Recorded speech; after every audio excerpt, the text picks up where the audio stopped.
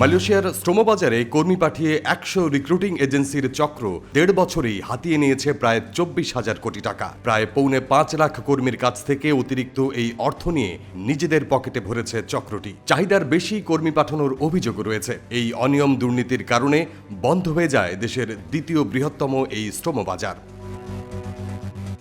এই চক্রের সঙ্গে জড়িত হিসেবে ক্ষমতাচ্যুত আওয়ামী লীগ সরকারের ৪ সংসদ সদস্যের নামও এসেছে। দুর্নীতি দমন কমিশন ইতিমধ্যে সাবেক ৪ এমপির বিরুদ্ধে মামলা করেছে।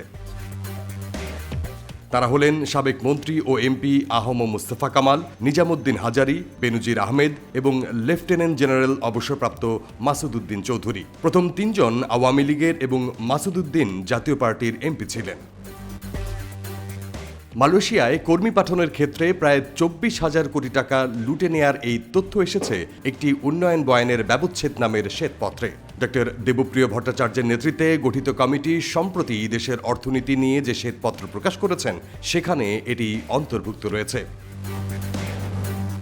জানতে চাইলে শ্বেতপত্র প্রণয়ন কমিটির সদস্য ও ঢাকা বিশ্ববিদ্যালয়ের অধ্যাপক তাসনিম সিদ্দিকী বলেন, বিগত সরকারের মন্ত্রী এমপিদের সিন্ডিকেশনের মাধ্যমে ২৪,০০০ কোটি টাকার লোপাট হয়েছে। সাবেক মন্ত্রী এমপিদের সঙ্গে দেশি বিদেশিরাও যুক্ত ছিলেন।